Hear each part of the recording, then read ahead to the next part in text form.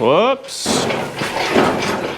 This is for the people who always say, more work, less talking. When they get to hear me talk and work, I'm probably a little heavy breathing.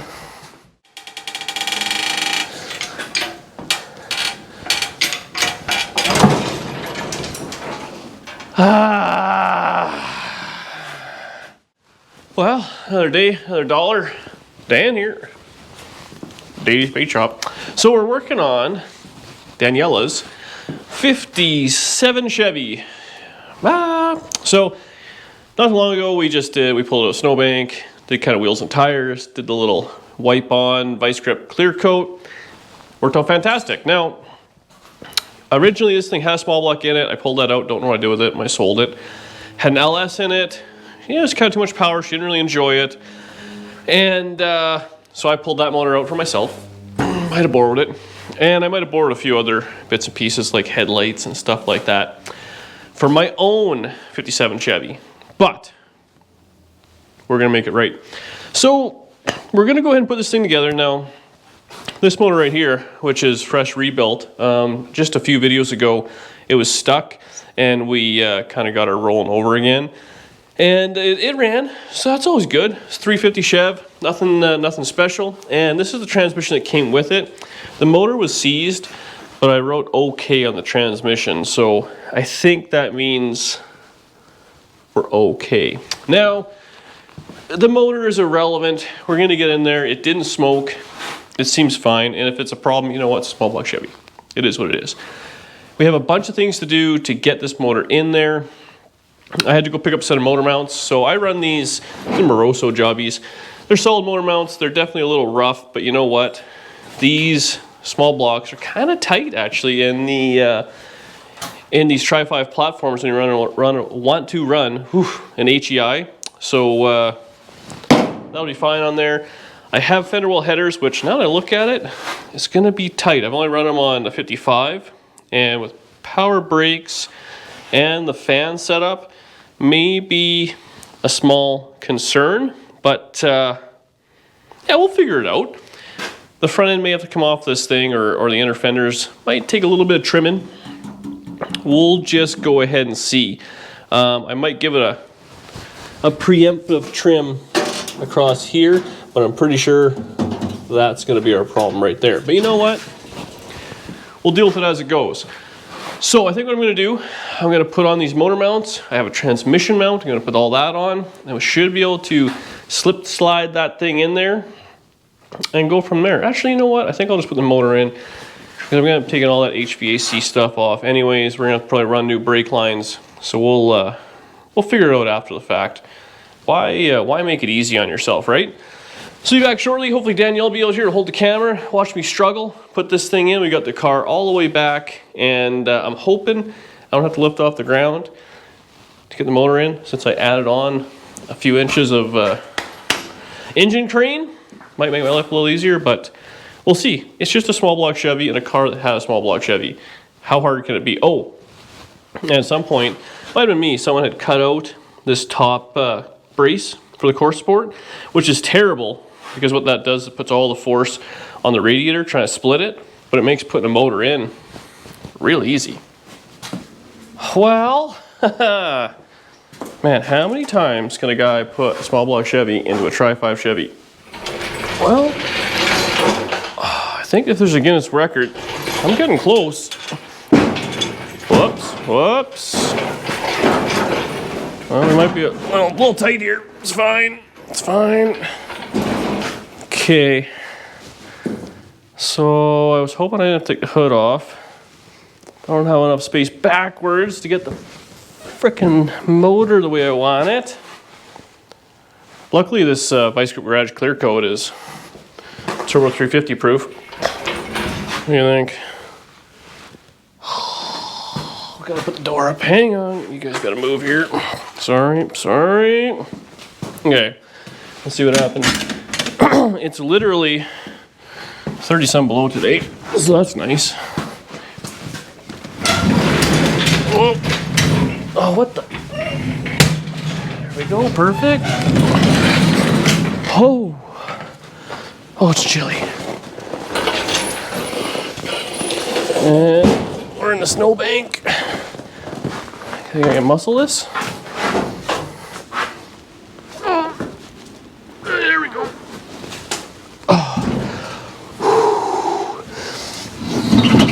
Okay, perfect. Man. Okay, let's get this in and close the door. It's cold. Oh, hang on. Hoods. I need pin-on stuff. Oh, it's gonna be close. Okay. Can we do it? Now we're stuck in the snow. Not bad. Not bad.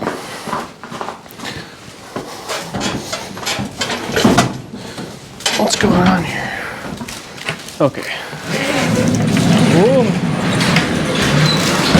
Oh, by the hair of my chinny chin chin, we made her in. I need a bigger shop. Let's buy one more garage. Okay, now, will this thing fit under the control arms? Hopefully. Man, I am having trouble steering. Sorry. Where have we been hitting? Okay. Shift linkage. Oh, I left everything on it. Nice. It's always nice when you have all the nuts and bolts you think you forgot. The amount of times I'll pull something apart and you gotta buy like the replacement transmission cable, and it costs 70% as much as just buying a whole new transmission shifter. Whoops. Man, this thing is just not wanting to. All we have to do is go straight. You think it could be the junk on the ground? Nah. Okay, real time. This is for the people who always say, more work, less talking. When they get to hear me talk and work, I'm probably a little heavy breathing. Okay. Well, I think we're almost home free there. These mounts and all I have should just work with a stock pan. Oh, got the big truck pan. Looks like a regular car one. Oh, am I caught? Yeah, we're dragging on the control arms. That's a problem.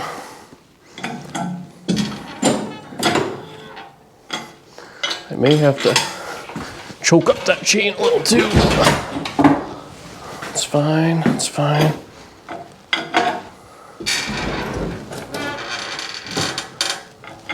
We're basically in there. What do we got going on now? Okay. Distributor's jammed against the firewall. So we need a floor jack, which is, oh yeah, I put it in the tow truck. Huh. Okay, I'll be right back with the tow truck, or floor jack. Okay, we got the floor jack out. You know, what just dawned on me as I was screwing around, this thing, because it was LS powered, and I stole everything, is not gonna have a fuel tank. So, yeah, I don't know if I have a spare. I know a guy gave me one at one point. It's any good. And that being said, I don't know what the hell I would have put it in if I took it out of this. Maybe it's in the shed. Actually, a guy gave me a real big fuel cell that was on a Tri-5, which might be kind of cool, but you got to, how are we doing here? You got to cut out the spare tire well, which isn't the end of the world, but this thing actually is a really nice factory trunk floor. Yeah. So let's keep going here. So, fuel tank and a sender. Oh, there you go, a little self-clearance. That dent the hood? No. Rust-free hood. Ugh. So I kind of thought we would I'd run this thing, but I don't know if that's going to be a possibility. Okay, we're crooked for some reason. Oh, there we go. Easy, girl.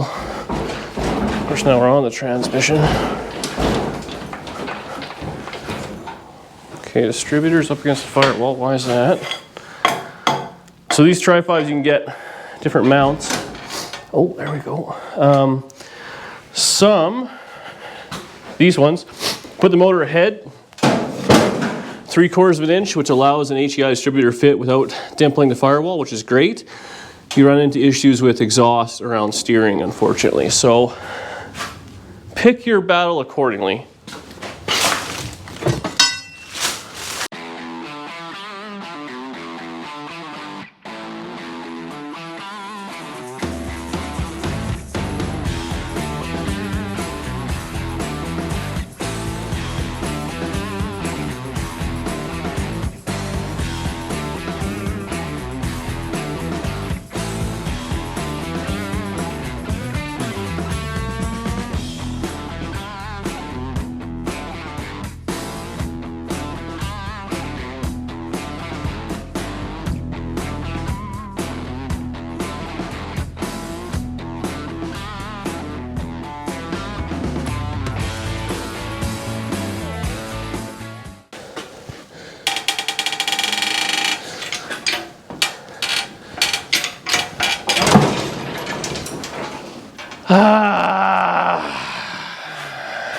These motor mounts are tight.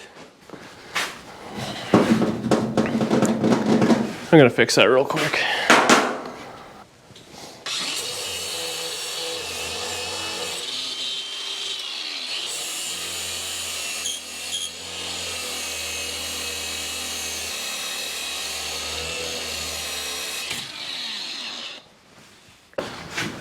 And the other one should just, you can brute force it in there. It just had the little clamshell, the motor piece that fits onto the car, it's fighting it.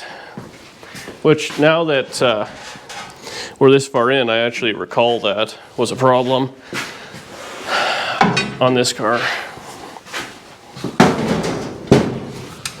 It's funny how you remember things after you're doing them a second time, eh?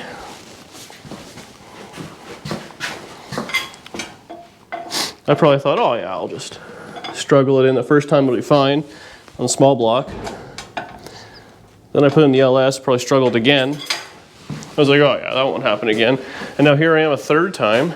And this motor is probably gonna get 50 miles on it and then destroy itself. I'll be like, oh yeah, I'll fix it next time. So you see that right there? That's our problem. So we're too far driver's side and we're too low. So what we're gonna do, we're gonna put my bar. How do you lose a bar? Well, now it's just embarrassing. Took it out and put it.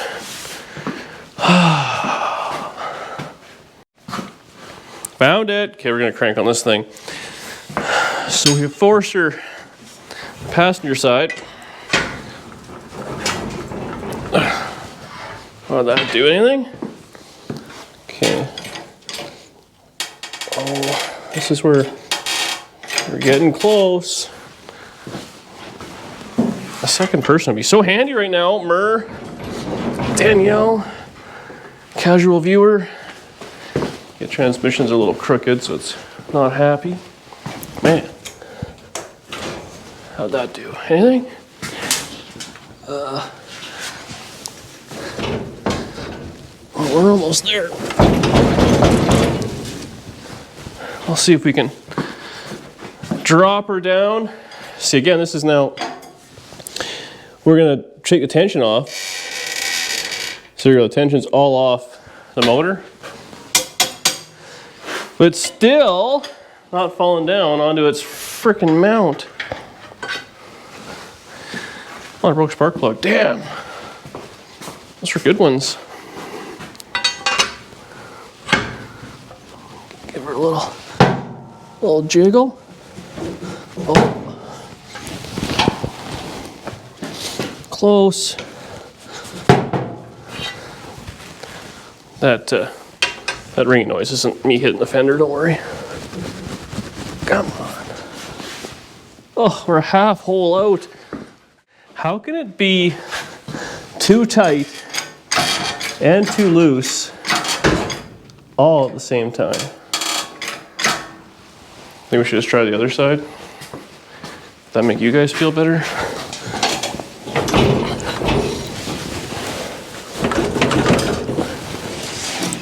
Man, that's close.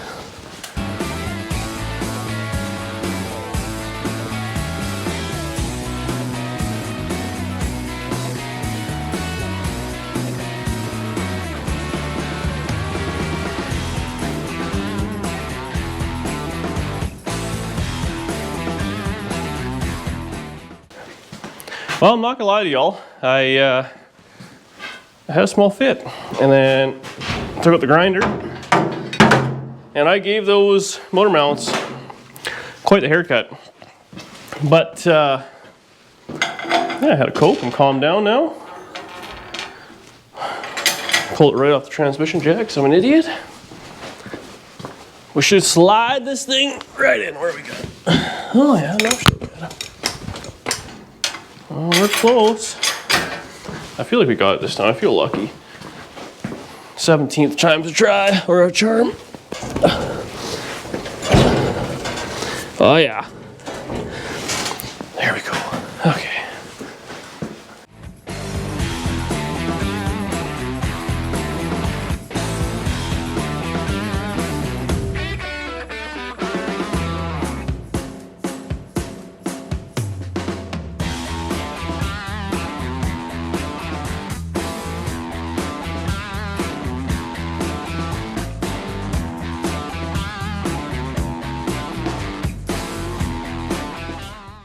Okay, well, the old girl fought me a little bit, but honestly, not too bad. Now, for you Tri-5 guys or thinking about Tri-5s, small blocks just fit in these things.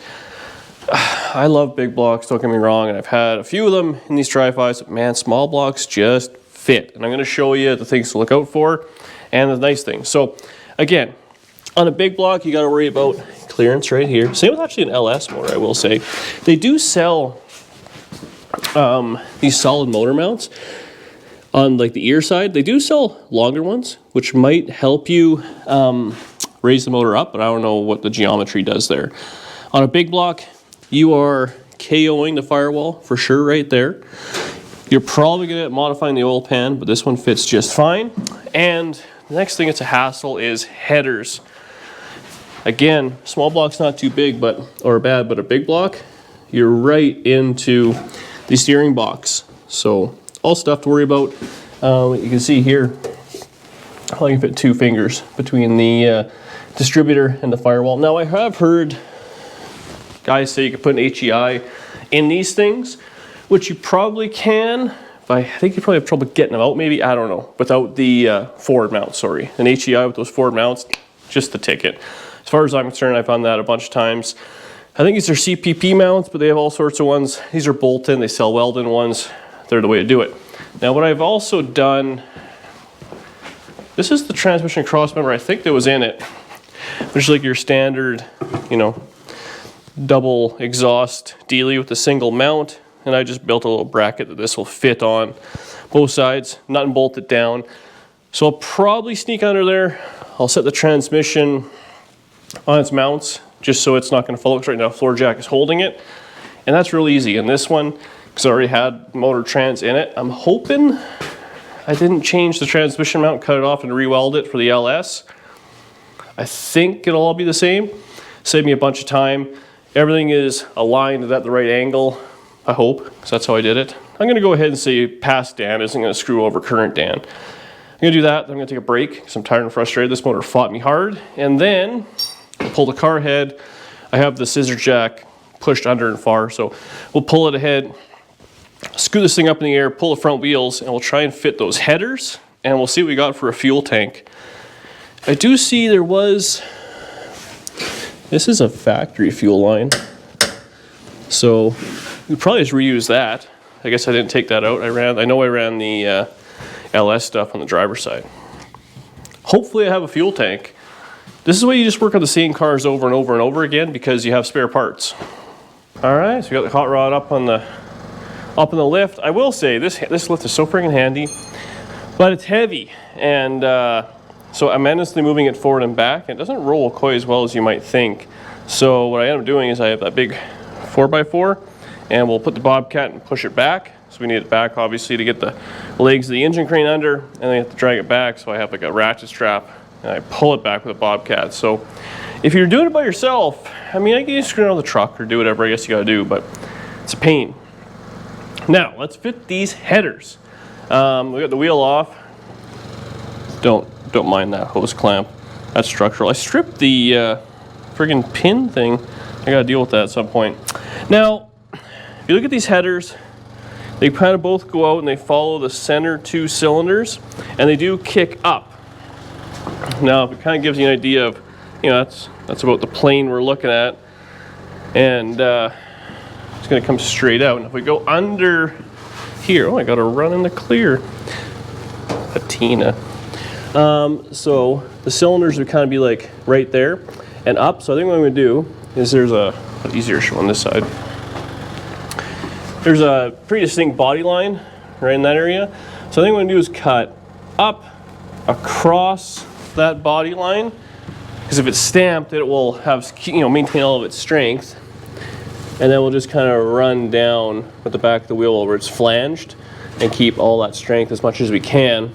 And then we'll see what that ends up with. All the heater stuff is out, obviously, brand new heater core. May need some modifications, but it might just sneak by. We'll see. Or I mean, we could, you know, modify it, one of these, and go from there. So I'm gonna set the camera up. We're gonna cut that one side out. This side, I think it's gonna be the same as my 55 Chevy, which fit fine. So I'll do the same thing, cut that out, and I'll probably have to change that brake line for now, but well, maybe not. It might go behind it. It's pretty mellow. We'll figure it out. And I mean, looks cool. Then I think this thing has cool valve covers on it, so we might as well steal those. Oh yeah, now it's up. There is no fuel tank whatsoever. No straps. No nothing. So I'm gonna order a new one off Rock Auto. Tank's $195. Sender was $65, and straps were $30. So Canadian. It's pain, but what are you gonna do? Way she goes. Let's cut this up.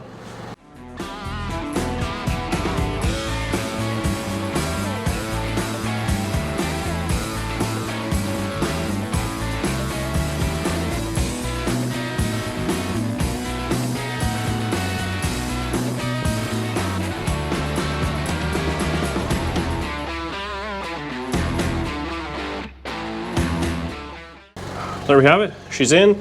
I didn't have to cut as far forward as I did, but hey, what are you gonna do? We had to go quite a bit higher than I thought, and we went right up into this little bracket, which actually holds the fan. So I might have to just zip a little bit more out of that. We'll see, and then just give it a tack weld or something like that, or put another nut and bolt more forward, and it should be fine. And then the fender's a little floppy. Once you get this thing all together, I'll probably just give it a push up and give it a tack weld to the frame or something, just so it doesn't flop around. I put the tire on. I realize it's not loaded, but we have lots of room. There's no issues there. You know, it's going to go up, so it should be no big deal. I think it just looks cool, honestly. I'd love to have these painted white, but nowhere here does the hot coating for white. You can get black or gray. I think that's it, no white, which drives me crazy. And I mean, I've gone through the process before of trying to, you know, sand down and, you know, that VHT, and it never works, never ever works. So it is what it is, but I think that's gonna be wicked. If you'll see the exhaust come out, I gotta figure out what I wanna do here. But Tri-5 is very simple. We'll just go down, over, straight back, you know, bolt on like the perch, leaf spring perch for some sort of a hanger, and out the side. And that's it, that's all. We gotta pick a muffler though. You guys have any ideas actually? So Danny wants something kind of quiet. I don't know, I have a couple of thrush mufflers in here, but I think they're 3-inch. I think if I just put a set of 2.5-inch turbos on there, it'll sound kind of whatever, be quiet, and she can enjoy it and go from there. But this thing is gonna look cool sitting there, but have zero performance. Okay, so we're down at ground level-ish. So man, Fenderwell headers, Looks so freaking cool. Now, the problem we have on this side is, if you can see where, you know, from a body line standpoint, we cut right there. So that would be right there, and I cut at the top of it. So our proportioning valve is going to be in the way, which honestly isn't in the world. On my 55 Nomad, I have the same style Fenderwells, and I just kind of bent this up, did some screwing around, and ultimately it's probably not the best having the exhaust, I don't know if there's an inch to where the valve would be. So what I'm going to do is I'll probably take off the back line that goes to the rear brakes. We'll take these off. We'll just fold everything kind of forward. This is that real easy nickel copper line. And we'll probably end up mounting this somewhere up here and have to redo all the brakes. But Danielle can't complain about bleeding the brakes on this one because it's her frickin' car. So we'll get that right out of the way, and then I basically know what I'm gonna cut. I'm just gonna match that. So we'll go, I don't know, kind of a couple inches past, straight up to, this one we might go even just straight up to the top or just a little bit below. Back down and around just so it's somewhat symmetrical. And then those headers should fit on real easy. There's nothing else really in the way. This side, I am concerned about that heater box, but you know, it is under the fender, which I assume that behind the drill, the heater box kind of fit there. So we get a little extra heat in the wintertime when we're driving it. Should be just fine. So we'll get set up, we'll get this all taken apart, and then slicing and dicing.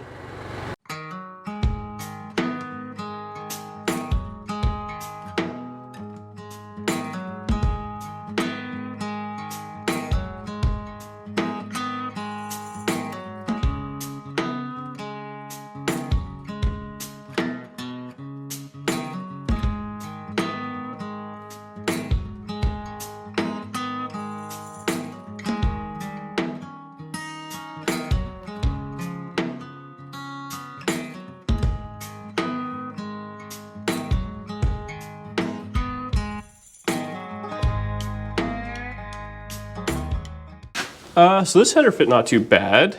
So I had to disconnect all the brakes, which was fine. I put some bleeders. Those were used to bench bleeding, so I just put those on there, put them up so they won't leak. The proportioning valve, I should be able to put kind of right there. I'll have to build one new front brake line. I'll have to extend the back one probably, which isn't terrible. We can get that done anytime. This one is definitely tight around the steering box, but it does clear. I mean, clearing by a hair is still clearing by a hair. So that should be all fine. And see, again, these inner fenders, I don't really have them attached to nothing. They actually should be up a little bit more. So I'll have to do a little messing with that, but that's no big deal. I stole the valve covers off that hot rod. So, you know, I'm giving Danny my good stuff. This isn't my car whatsoever. So these are fancy valve covers. They'll match the intake, will look nice. You know, kind of a vintage look. I got this that I want to see if it'll fit over the headers. This is a minty, I think it's a Griffin, like sweet aluminum radiator. It's heavy. Like I've had a few of those cheap eBay ones. It's like weighs twice as much. Big fan on it. So we're gonna bolt that up. It's got V8 mount brackets, but I had these built, or I built these, built them out of a street sign by the looks of it. So we'll put that, so that should put the radiator right where it needs to be. And then, oh, water pump. I have a brand new water pump. I actually just put a coat of paint on it, like 0 miles. So we'll let that kind of tack up, and then I'll put it on, and we'll give it a whole spray down once it's on there. And then I think I'll put a carburetor on it just for fun. And maybe a distributor cap, maybe see if we can get the heater stuff back together. I think that's where we're gonna leave it. It'll be like a complete motor. I ordered a fuel tank, so it'll be here in 4 or 5 days. I'm actually on vacation right now, so this video is coming out while I'm down south. But by the time I get back, I gotta thrash to make more videos, but I'll have a pile of parts. So we got the fuel system and all the wiring, so that'll be nice. We can rewire this thing. I think I have headlight, I know I have some headlight buckets and all that. 457, I bought them specifically, but ask me if I know where they are. So we gotta find that. Hopefully snow will melt soon though. Stuff starts showing up as the snow melts, but yeah, exhaust, I mean, all sorts of things. But let's let's get putting this motor all together, make it look cool. Because let's be honest, looking cool is the only real important part of a hot rod.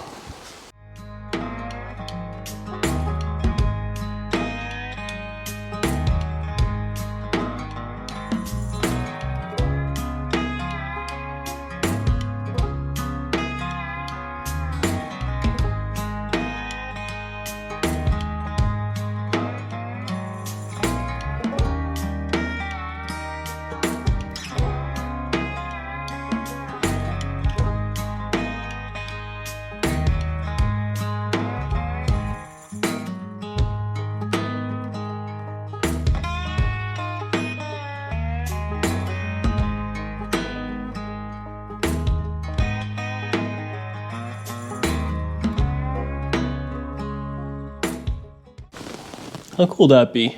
The front wheel in the air. You know, I was talking to Danny about this car and I told her, I said, this is probably my favorite car. Because everything I build, I don't have a lot of fast stuff, I realize that, but it's inconvenient to drive. It's not fast nor reliable, and it's just a hassle. This is gonna be like bone stock, has the look I love. Hopefully she does as well. It'll be somewhat quiet, but you can just drive like foot to the floor everywhere you go. If you pound it out, who cares? We'll put another $1.99 small block in it, and that's the end of it. Luckily, she works from home, so I probably will get to drive this thing a lot. It's so cool. I'd like to lift it a little bit in the front end. We'll see. Anyway, you know, it's all about what Danielle wants, right? Baby's first gasser. So we got the headers all dialed, valve covers on. Everything's just sitting on there. I need longer bolts for the valve covers. The carburetor's on it. I think what we're going to do is start. I do want to put EFI on this thing. I do have EFI for it, but we got to do fuel system and all that screwing around with all the line. For right now, it has the line front to back. We'll put in the fuel tank, and we'll just get it so it runs. And then test the transmission. I do have a drive shaft for it. I believe it's all should bolt right in. And then move it around. Having a car that can move around is very important in my day-to-day lifestyle. But looks cool. The radiator's just sitting in there. I actually have to modify, as you can see down there. This thing has a transmission cooler, and where I have it sitting, it just needs to be notched a little bit. So that's no big deal. Or I mean, I could raise the radiator up, but why do that? So we'll notch that, and then we can run cooler lines to it. I mean, it needs a tune-up, plugs, wires, maybe a new cap, all those sort of things. The heater is gonna fit perfect. I mean, it's not quite touching, but honestly, we don't even need a heater core. These Fenderwells are gonna go ahead and preheat that air going through there. It's gonna be nice drive in the winter. Brakes have lots of room, a little bit of flaring. Like I said, then we gotta work inside.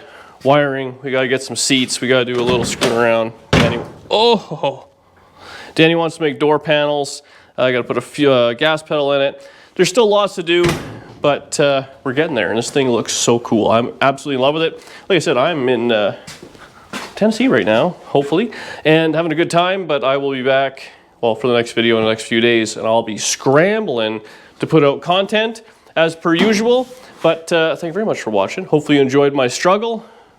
Let's just get a little, man, what a good looking car. Go out there and buy a 57 Chevy if you don't have one, and if you are buying them, don't overpay, because those of us who keep wanting to buy them, the prices are getting out of control. I do feel partly responsible, but in no way is it my fault. Yeah, leave a comment, let me know what you think, and enjoy your weekend, or Thursday, or whatever day this comes out. See you on the next one.